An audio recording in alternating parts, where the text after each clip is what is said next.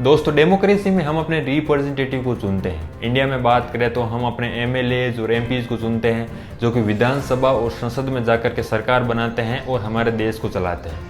लेकिन ध्यान देने वाली बात यह है कि यदि एक ही परिवार के सदस्य चुनाव में खड़े होते हैं और वही जीतते हैं तो ये कहाँ तक डेमोक्रेसी है।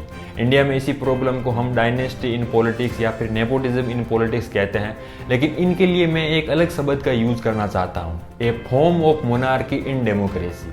मतलब कि मोनार्की, राजशाही का ही एक तरीका है जो कि डेमोक्रेसी के अंदर है। क्योंकि ध्यान देने वाली बात यह है कि यदि आप बड़ी आंखों से देखोगे तो आपको बड़ा बबल दिखेगा जो कि डेमोक्रेटिक है, लेकिन वहीं यदि आप माइक्रोस्कोप से ध्यान से देखोगे तो आपको पता चलेगा कि डेमोक्रेटिक के इस बड़े बबल के अंदर छोटे छोटे मोनार्की भी है। इंडिया में ये प्रॉब्लम इतनी बड़ी है कि इसके बारे में एक हिस्टोरियन पैट्रिक फ्रेंच ने 2011 में कुछ डेटा कलेक्ट करके अपनी बुक इंडिया ए पोर्ट्रेट में लिखा है कि यही सिचुएशन रही तो भारत उन दिनों में चला जाएगा जब वंशानुगत सम्राट होता था। इसीलिए मैंने इसको एक मिनी मोनार्की या फिर a form of democracy in monarchy कहा। 30% एमपी जो है पॉलिटिकल फैमिली से बिलोंग करते हैं और ऑल ओवर द वर्ल्ड यदि आप देखोगे तो डेमोक्रेटिक कंट्री के जो 50% अब तक जो मुखिया रहे हैं, चाहे प्रधानमंत्री हो या फिर राष्ट्रपति हो, वो एक ही परिवार से रहे हैं। और वर्तमान में यदि बात करें तो 15% जो मुखिया हैं वो डायनेस्टिक हैं। इंडिया में जब भी डायनेस्टी की बात होती है तो हम गांधी नेहरू परिवार या फिर कांग्रेस पार्टी की बात करते हैं, जो कि ट्रूथ है। लेकिन इसके साथ साथ में हर पॉलिटिकल पार्टी में आपको डायनेस्टी देखने को मिलेगी। इंडिया में बात करें तो उत्तर से लेकर दक्षिण तक, पूर्व से लेकर पश्चिम तक, हर कोने में, हर लेवल में, चाहे पंचायत लेवल पे हो या फिर स्टेट लेवल में हो, नेशनल लेवल में हो, आपको डायनेस्टी देखने को मिल जाएगी। और किसी पार्टी में डायनेस्टी होने का मतलब ये है कि एक पॉलिटिकल पार्टी और एक प्राइवेट लिमिटेड कंपनी में फिर कोई अंतर नहीं रह जाता है। जिनके पास अवसर की संभावनाएं हैं, परिवारवाद, भाई भतीजे के बाद बाहर रह जाता है। वो तो कहते हैं कि अब कोई दूसरा जो समाजवादी पार्टी का कार्यकर्ता है वो कभी अध्यक्ष बनने की, मुख्यमंत्री बनने की सोच ही नहीं सकता, क्योंकि परिवार की वजह से वो कुर्सी आपके लिए सुरक्षित रहेगी। I don't actually keep invoking my family name. I have mentioned my family name once or twice, and then people report that. The real issue is, I didn't choose to be born in this family. I didn't sign up and say, listen, I'd like to be born in this family. It happened. टिकटों के बंटवारे में वंशवाद या परिवारवाद को तरजीह देने को लेकर लोगों के बीच बहस भी हो रही है। भारतीय राजनीति में वंशवाद की जड़ें काफी गहरी हैं।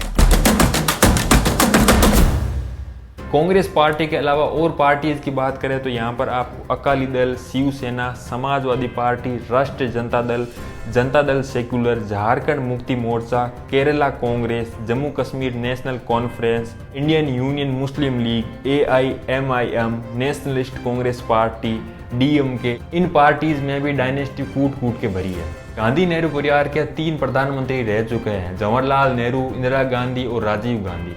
और इसके बाद में प्रियंका गांधी और राहुल गांधी भी पॉलिटिक्स में बहुत एक्टिव है। इसके साथ साथ में यदि नॉर्थ से शुरू करें तो यहाँ पर अब्दुल्ला फैमिली आती है, जिसके 3 जनरेशन के 4 चीफ मिनिस्टर रह चुके हैं। और जम्मू कश्मीर में अब्दुल्ला फैमिली के साथ साथ में मुफ्ती फैमिली भी है। पंजाब में बात करें तो अमरिंदर और बादल का परिवार है। वहीं यदि हरियाणा में बात करें तो यहाँ पर चौटाला, हुड्डा, जिंदल, बिश्नोई का परिवार है। हिमाचल में वीरभद्र सिंह का परिवार है। दिल्ली में दीक्षितों का परिवार है। छत्तीसगढ़ में जोगियों का पूरी तरीके से कंट्रोल है। झारखंड में सोरेन परिवार, राजस्थान में गहलोत, पायलट और राज्य का परिवार है। मध्य प्रदेश में सिंधिया परिवार है। यूपी बिहार में मुलायम सिंह, अखिलेश, लालू, तेजस्वी, इनका परिवार है। और बहुगुणा परिवार जिसका कब्जा यूपी के साथ साथ में उत्तराखंड में भी है। महाराष्ट्र में ठाकरे परिवार बहुत ज़्यादा फेमस है। इसके साथ साथ में शरद परिवार हैं, मुंडे फैमिली, चौहान फैमिली। ईस्ट में बात करें तो यहाँ पर प्रणब मुखर्जी का परिवार है। ओडिशा में तथागत सप्ती है जो कि लोकसभा सांसद है, जिनके माँ और बाप दोनों पॉलिटिशियन रह चुके हैं। मेघालय में एक और पॉलिटिकल फैमिली है, संगमा फैमिली। कर्नाटक में HD देवगौड़ा जो कि देश के पूर्व प्रधानमंत्री रह चुके हैं, उनके साथ में इनकी डायनेस्टी शुरू हुई थी। आंध्र प्रदेश में NTR रेड्डी परिवार है। तेलंगाना में अभी नया फैमिली बना है, KCR परिवार। तमिलनाडु में करुणानिधि परिवार है। ये देश के 34 पावरफुल पॉलिटिकल परिवार है, जिनके बारे में मैंने आपको शॉर्ट में बताया है। आपको इनके बारे में और ज़्यादा समझना चाहिए। द प्रिंट के इस आर्टिकल में इनके बारे में डिटेल से लिखा है, ताकि आपको पता चल सके कि डायनेस्टी पॉलिटिक्स काम किस प्रकार से करती है और देश के कोने कोने में किस प्रकार से फैली हुई है। हिस्टोरिकली यदि देखें तो 1947 में देश आज़ाद होने से पहले कांग्रेस एक बड़ी पार्टी थी और देश की आज़ादी में भी इसकी एक इम्पोर्टेंस भूमिका रही और बड़े बड़े जो लीडर थे वो कांग्रेस के ही थे।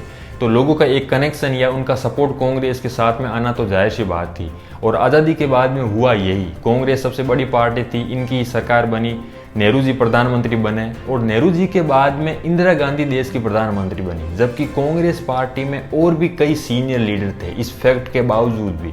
तो यहाँ से हम कह सकते हैं कि कांग्रेस के अंदर नेपोटिज्म या फिर डायनेस्टी इतने बड़े लेवल पर थी कि सीधे प्रधानमंत्री बन गई बाकी सीनियर लीडर होने के बावजूद भी। और इस समय कांग्रेस के साथ साथ में बाकी जो स्थानीय पार्टी थी उनमें भी नेपोटिज्म और डायनेस्टी शुरू हो गई। पॉलिटिक्स में नेपोटिज्म शुरू होने के दो तरीके हैं। एक तो ये है कि एक पॉलिटिकल पार्टी एक पूरे परिवार के कब्जे में होती है, या फिर दूसरा तरीका ये है कि टिकट दे देना, जैसे कि एक एमएलए या एमपी को टिकट मिला है और उसके बाद में उनके बेटे को टिकट मिलना। तो ये एक छोटा लेवल है नेपोटिज्म का पॉलिटिक्स में। और दूसरा बड़ा लेवल एक पार्टी एक पूरे परिवार के कब्जे में होना। इंडिया में 80 के दशक में कई ऐसे पॉलिटिशियन उभरे थे, आगे जाकर के उनके पूरे के पूरी परिवार ही पॉलिटिक्स में आई, जैसे मुलायम सिंह यादव, शरद पवार, प्रकाश सिंह बादल, लालू प्रसाद यादव, नवीन पटनायक, उद्धव ठाकरे, मायावती, राजशेखर रेड्डी, चंद्रबाबू नायडू, हेमंत सोरेन। उस समय तक सीपीएम एंड सीपीआई के साथ साथ में बीजेपी को छोड़ करके बाकी सब पार्टी डायनेस्टिक थी। पॉलिटिक्स में नेपोटिज्म होने के हिस्टोरिकल रीजन के साथ साथ में 3 और रीजन भी हैं, जिनको हम डिटेल में डिस्कस करेंगे ताकि हम इनके सॉल्यूशन तक भी पहुंच पाए। पहला रीजन है इंस्टीट्यूशनल रीजन। हमारे देश में जो पॉलिटिकल पार्टीज हैं उसमें इनर पार्टी डेमोक्रेसी नहीं है, मतलब कि एक पॉलिटिकल पार्टी के अंदर डेमोक्रेसी नहीं है। जब तक कि एक पॉलिटिकल पार्टी के अंदर डेमोक्रेसी नहीं आएगी तब तक एक पॉलिटिकल पार्टी और एक प्राइवेट लिमिटेड कंपनी में कोई अंतर नहीं रह जाता है। जब कोई पार्टी नई शुरू होती है, पार्टी बनती है, तो वो एक ही परिवार के कब्जे में होती हैं और वो जो बड़ी बड़ी पोस्ट होती हैं पार्टी में ये अपने परिवार के सदस्य को ही देते हैं, क्योंकि इन्हें भी खतरा रहता है कि कहीं पार्टी को टेक ओवर ना कर ले। और दूसरा रीजन है फंक्शनल रीजन।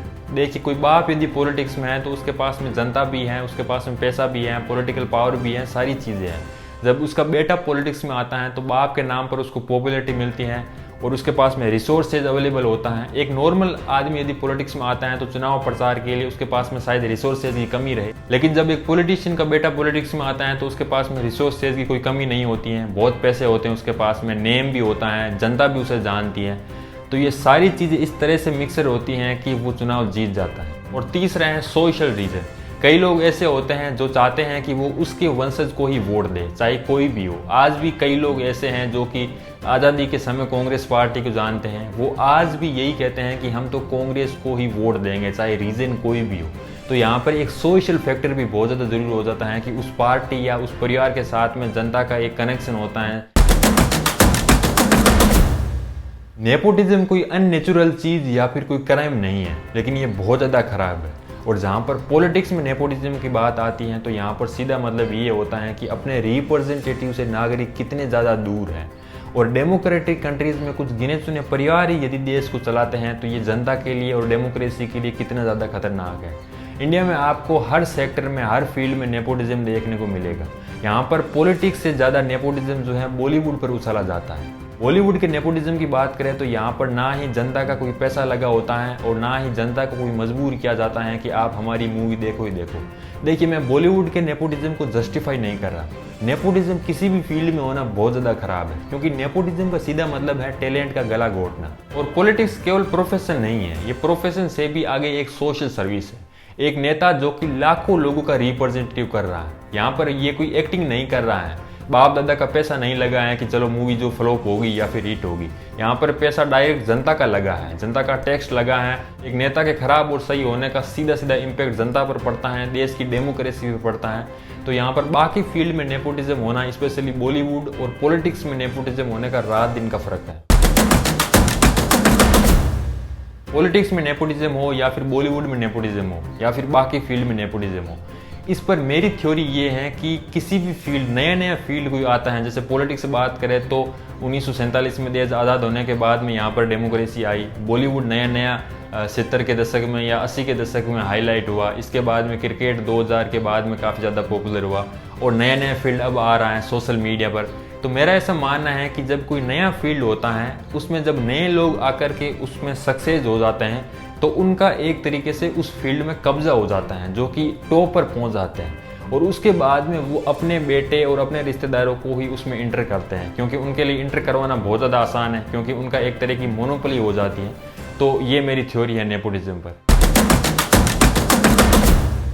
2018 की एक स्टडी के अनुसार, जिसकी चर्चा मैं वीडियो में और आगे करूंगा, क्योंकि ये स्टडी बहुत ज़्यादा इंपॉर्टेंट है। इंडिया में जो नेपोटिज्म हो रहा है पॉलिटिक्स में या फिर डायनेस्टी हो रही है, इसके बारे में कई सारे खुलासे करते हैं, तो इसके बारे में और ज़्यादा डिटेल में आगे समझेंगे। इस स्टडी के अनुसार एक बाप जो पॉलिटिक्स में है, बेटे की पॉलिटिक्स में आने की पॉसिबिलिटी बाकी प्रोफेशन की तुलना में 110% गुना अधिक है। वहीं यदि एक एवरेज व्यक्ति की अपने बाप के प्रोफेशन में आने की पॉसिबिलिटी 5 गुना अधिक ही है। एक डायनेस्टिक पॉलिटिशियन से आम जनता से लेकर डेमोक्रेसी हर पर प्रभाव पड़ता है, लेकिन सबसे ज़्यादा प्रभाव देश के डेवलपमेंट पर पड़ता है। अलग अलग रिसर्च ने यह बताया है कि एक डायनेस्टिक पॉलिटिक्स की तुलना में एक नॉन डायनेस्टिक पॉलिटिक्स ने अधिक काम किया, बेहतर काम किया और ज़्यादा डेवलपमेंट हुआ। और श्रीलंका में जो इकोनॉमिक क्राइसिस था, उसका मेन रीजन भी डायनेस्टी था। डायनेस्टिक राजनेता से देश पर खराब प्रभाव पड़ता है, डेवलपमेंट पर नेगेटिव इम्पैक्ट पड़ता है। इसको समझने के लिए फिलीपींस एक अच्छा एग्जाम्पल है, जहाँ पर 1987 में डेमोक्रेसी शुरू हुई और तब से लेकर अब तक 60% जो रिप्रेजेंटेटिव है वो डायनेस्टिक है और इसका नेगेटिव इम्पैक्ट पड़ा। 2012 में एशियन इंस्टीट्यूट ऑफ मैनेजमेंट के इकोनॉमिक्स के प्रोफेसर रोनाल्ड डोजा ने एक स्टडी में फाइंड आउट किया है कि जिन क्षेत्रों में डायनेस्टिक रूल था, वहाँ पर अधिक गरीबी, निम्न जीवन स्तर और ज़्यादा अनइक्वलिटी थी। और इसके एक साल बाद 2013 में एक और study, the effect of political dynasties on effective democratic governance, ने ये निष्कर्ष निकाला है कि जिन क्षेत्रों में डायनेस्टिक पॉलिटिशियन थे, वहाँ पर डेवलपमेंट के जो बेसिक स्ट्रक्चर थे, हेल्थ पर जो खर्च अधिक हुए थे, क्राइम अधिक था, बेरोजगारी अधिक थी और सुशासन कम था। वहीं जहाँ पर डायनेस्टिक पॉलिटिशियन नहीं थे, मतलब कि नॉन डायनेस्टिक पॉलिटिशियन थे, वहाँ पर ये चीज़ सही थी। इंडिया में बात करें तो 2018 की एक हार्वर्ड में एक रिसर्च हुई थी, जिसने काफ़ी सारी चीज़ें बताई थी, जिसका जिक्र मैंने पहले भी किया था। आपके पास में यदि टाइम हो तो ये स्टडी आपको ज़रूर पढ़नी चाहिए, क्योंकि इन्होंने बहुत सारी चीज़ें बताई हैं, बहुत सारे खुलासे किए हैं इंडिया में डायनेस्टिक पॉलिटिक्स के बारे में। इस स्टडी का नाम है like father like son, the effect of political dynasties on economical development. पहला तो ये निकाला कि डायनेस्टिक रिप्रेजेंटेटिव का प्रदर्शन खराब होते हैं, क्योंकि ये काम पर ज़्यादा फोकस नहीं करते हैं। ये केवल अपने जो वोटर्स होते हैं, जो इनके बाप दादा के नाम पर मिले हैं, उनको केवल लॉयल रखते हैं। और दूसरा निष्कर्ष इन्होंने निकाला है कि जहाँ पर डायनेस्टी शुरू होती है, जैसे बाप पॉलिटिक्स में है, तो उसका परफॉर्म बहुत ज़्यादा सही था, क्योंकि वो अपनी लेगेसी बनाना चाहता है। लेकिन इसके बाद में आगे आने वाली पीढ़ी जो पॉलिटिक्स में होती थी, उनका परफॉर्म बहुत ज़्यादा खराब हो। जहाँ से डायनेस्टी शुरू होती है, जो फाउंडर होता है, उसका परफॉर्मेंस अच्छा इसलिए होता है क्योंकि उनको वसीयत बनानी है, जबकि उनके आगे आने वाली जनरेशन का परफॉर्म इसीलिए ख़राब होता है क्योंकि उनको किसी बात की चिंता नहीं है, उनको विरासत में चीज़ें मिली है, उनके जो वोटर हैं बाप दादा के नाम पर उनको वोट देते हैं। जाहिर सी बात है कि यदि आप खाना बना करके खाओगे तो आपको उसकी इम्पोर्टेंस पता चलेगी, वहीं यदि आपको मुंह में खाना खिलाया जाएगा तो आप लापरवाह हो जाओगे। वही चीज़ें इनके साथ में हो रही हैं, इनको सारी चीज़ें बैठे बैठे मिली हैं। और मज़े की बात यह है कि इनका खराब परफॉर्म होने के बावजूद भी ये सत्ता में बने रहते हैं। जनता इन्हें बार बार इलेक्ट करती है। और क्यों जनता इन्हें बार बार इलेक्ट करती है खराब परफॉर्म होने के बावजूद भी, और चुनाव हारने के बावजूद भी ये सत्ता में क्यों बना रहते हैं, इन पर बात करते हैं अब। मिलिंद वैष्णव और देवेश कपूर की एक रिपोर्ट के अनुसार 46% लोगों को डायनेस्टिक पॉलिटिशियन को सपोर्ट करने में कोई दिक्कत नहीं। इनफैक्ट इन्होंने यहाँ तक कहा है कि इनके पास में यदि ऑप्शन होता नॉन डायनेस्टिक पॉलिटिशियन का, तब भी वो उन्हें वोट नहीं देते। जब इन्हें पूछा है कि वो इन्हें सपोर्ट क्यों करते हैं, तो 45% लोगों ने कहा है कि वो पॉलिटिक्स में बेहतर है, क्योंकि ये इनका फैमिली बिजनेस है, इसीलिए ये अच्छा काम कर सकते हैं। और वहीं 40% लोगों ने कहा है कि इनके पास में अधिक एक्सपीरियंस है, इसीलिए ये अच्छा काम करेंगे। लोगों का कहना है कि डायनेस्टिक पॉलिटिशियन अच्छा काम करते हैं, जबकि पीछे हमने स्टडी और रिसर्च देखा जिसमें साफ साफ पता चलता है कि डायनेस्टिक पॉलिटिशियन से कितना अधिक नेगेटिव इम्पैक्ट देश की डेवलपमेंट पर पड़ता है।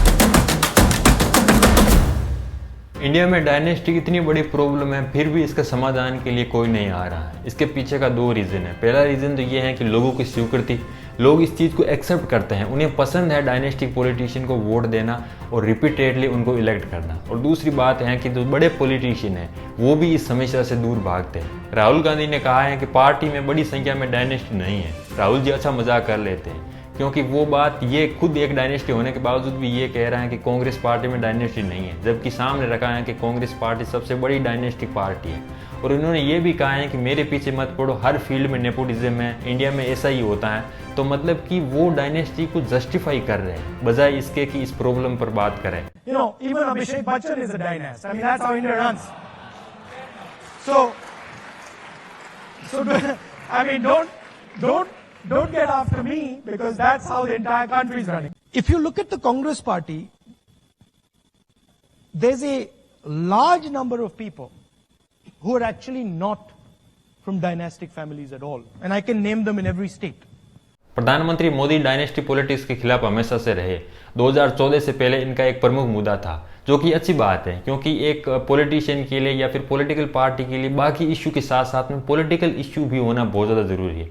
लेकिन हाल ही के कुछ वर्षों में मोदी साहब का रवैया कुछ बदलता नजर आ रहा है। एक परिवार से अनेक लोग जनता के बीच में जाएं, एक परिवार से 2 लोग जाएं, 3 लोग जाएं और जनता उनको चुनाव करके भेजे, वो एक राजनीति का पहलू है। लेकिन दूसरा, एक परिवार के लोग ही उस पार्टी के अध्यक्ष बने, उस पार्टी के ट्रेजरर बने, उस पार्टी का पार्लियामेंट्री बोर्ड बने। पिताजी अगर नहीं कर सकते हैं तो बेटा अध्यक्ष बने, बेटा नहीं कर सकता है और बूढ़ा हो गया है तो उसका बेटा अध्यक्ष करे, पिता नहीं रहे तो पुत्र करे। ये जो विरासत और वारसा बारिश के रूप में चल रहा है, डायनेस्टी के रूप में चल रहा है, कोई डायनेमिक्स है ही नहीं, ओनली डायनेस्टी। मोदी जी की बात यह है कि पॉलिटिक्स में डायनेस्टी होना और एक पार्टी का डायनेस्टी होने में बहुत ज़्यादा फर्क है, लेकिन आप इस चीज़ को जस्टिफाई नहीं कर सकते। प्रॉब्लम आपकी पार्टी में है या फिर किसी और की पार्टी में है, प्रॉब्लम तो प्रॉब्लम है। बीजेपी में डायनेस्टी की बात करें तो 1999 में कांग्रेस और बीजेपी की डायनेस्टिक एमपी में कोई खासा अंतर नहीं था। 1999 में कांग्रेस के 36 और बीजेपी के 31, मतलब कि 2% का अंतर था। वहीं यदि 2009, 2014 और 2019 की बात करें तो वहीं पर भी यही सिचुएशन थी, कोई बड़ा अंतर नहीं था। अब आप समझ ही गए होंगे कि डायनेस्टी केवल एक पार्टी या कोई एक क्षेत्र की बात नहीं है, ये पूरी इंडिया की प्रॉब्लम है, पूरे इंडियन पॉलिटिक्स की प्रॉब्लम है। तो इसका समाधान होना बहुत ज़्यादा ज़रूरी है। ऐसा नहीं है कि जो देश के बड़े लीडर हैं वो दूसरी पार्टी पर कहे कि तुम्हारे अंदर डायनेस्टी है, हमारे अंदर नहीं है। जब उन खुद की बात आती है तो वो खुद उसको जस्टिफाई करने लग जाते हैं। ऐसा नहीं होता है, जो चीज़ गलत है वो गलत है, चाहे हमारे अंदर हो या फिर तुम्हारे अंदर हो। तो इसका समाधान यही है कि किसी भी पॉलिटिकल पार्टी का डेमोक्रेटिक होना बहुत ज़्यादा ज़रूरी है। जब तक पार्टी डेमोक्रेटिक नहीं होगी तब तक एक पीढ़ी से दूसरी पीढ़ी के अंदर टिकट मिलते रहेंगे और एक परिवार का ही एक पार्टी पर कब्जा होता रहेगा। नए लोगों का पॉलिटिक्स में आना बहुत ज़्यादा मुश्किल हो जाएगा। और डायनेस्टी जैसी प्रॉब्लम से आप समझ सकते हो कि लोगों पर, देश की डेमोक्रेसी पर और डेवलपमेंट पर कितना अधिक नेगेटिव इम्पैक्ट पड़ता है। एक पार्टी के अंदर डेमोक्रेसी किस प्रकार से आएगी, इनर पार्टी डेमोक्रेसी बहुत ज़्यादा ज़रूरी है हमारे देश के लिए। ये किस प्रकार से होगी इस पर मैंने डिटेल से बात की है इस वीडियो में, तो यहाँ पर क्लिक करके आप ज़रूर देख सकते हो। बाकी वीडियो पसंद आया है तो वीडियो को लाइक कीजिए और चैनल को सब्सक्राइब कीजिए। Thank you so much for watching.